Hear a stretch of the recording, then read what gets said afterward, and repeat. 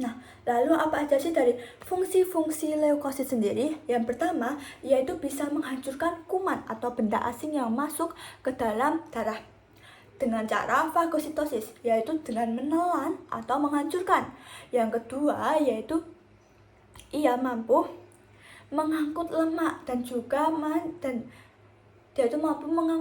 juga menghasilkan histamin. Nah, sehingga dia itu juga membantu orang yang terkena alergi. Yang terakhir, yaitu dia mampu menghancurkan benda asing atau kuman yang berada di luar darah. Jadi dia itu kan bisa kenapa ini bisa terjadi? Karena ia kan mampu ya untuk menembus dinding melalui kapiler. Otomatis ia juga mampu menghancurkan benda asing atau kuman-kuman yang ada di tubuh. Selanjutnya yaitu yang terakhir adalah trombosit atau keping darah. Nah, jumlah dari trombosit atau keping darah ini berapa sih?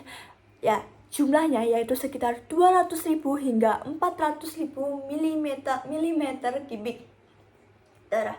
Nah, trombosit atau keping darah ini itu tuh nggak punya inti sel. Jadinya hidupnya cuma 10 hingga 12 hari aja.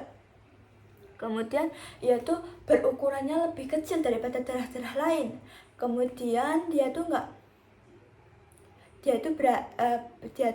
berasal dari sel megakariosit. Apa itu sel megakariosit?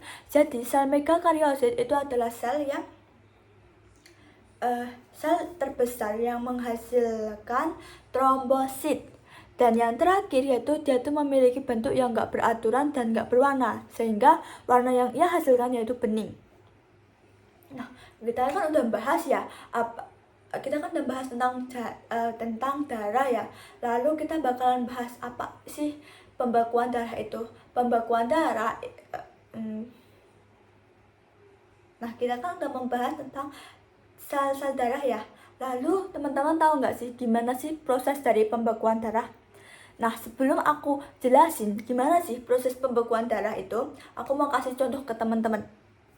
Yaitu ketika ada seseorang yang jatuh, lalu tangannya atau kulitnya ini terluka, otomatis akan membuat trombositnya pecah kan. Nah, kalau kondisi di mana trombositnya pecah itu adalah kondisi di mana darahnya itu keluar, guys. Jadi epidermisnya atau kulitnya itu tuh terluka, berdarah gitu. Nah, kalau hal itu udah terjadi, maka otomatis dalamnya itu kan maka trombositnya itu udah pecah. Nah, kalau trombositnya pecah, nantinya itu akan berubah lagi menjadi trombokinase.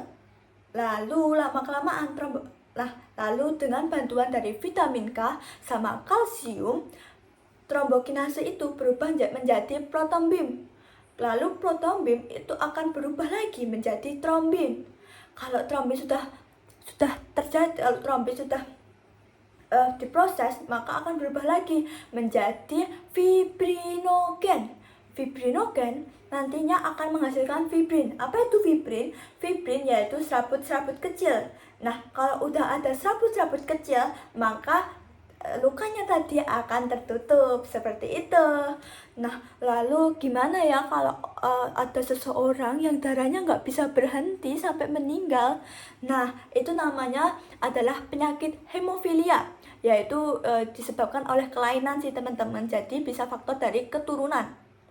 Nah, hemofilia ini adalah kondisi di mana di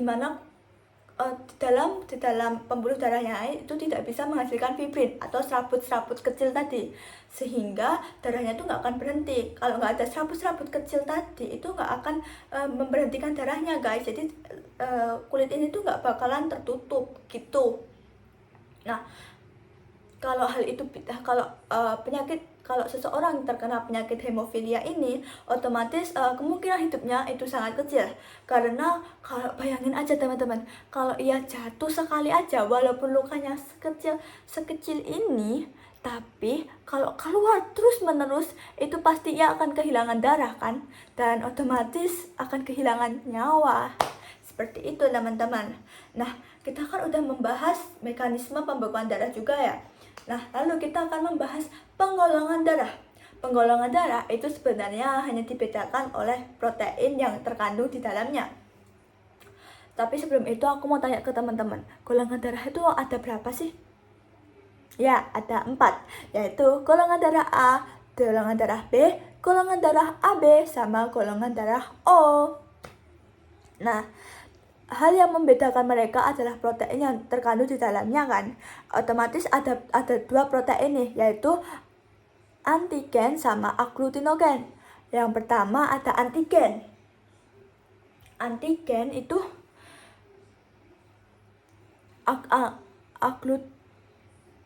antigen sama agglutinogen. Agglutinin sama agglutinogen. Agglutinin sama